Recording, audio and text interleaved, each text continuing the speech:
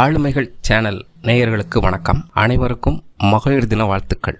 தமிழ்நாடு முழுவதும் ஒரு 10 ஆண்டுகளுக்கு முன்னாடி பார்த்தீங்கன்னா இந்த அளவுக்கு மகளிர் தின விழாவை கொண்டாடி இருக்க மாட்டாங்க.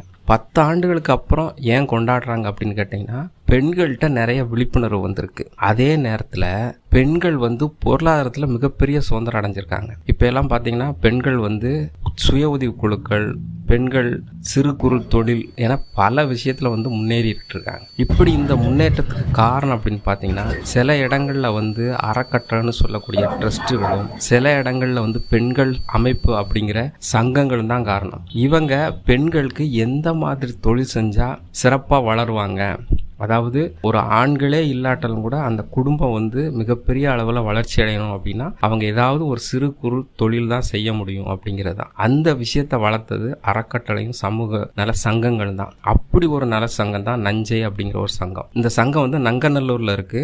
நஞ்சை சங்கத்தை பாலசுப்ரமணியம் அப்படிங்கிறவர் தான் நடத்திட்டு வராரு. இவர் என்ன செய்யறாரு அப்படின்னு கேட்டீங்கன்னா, 20 பெண்களை ஒன்றிணைத்து அவங்களுக்கான தையல் பயிற்சியை அடிப்படை முதல் அந்த பினிஷிங் வரைக்கும் கற்றுக் கொடுக்குறாரு. இது அவங்க ஒரு 3 மாச கோர்ஸா கற்றுக் கொடுக்குறாங்க.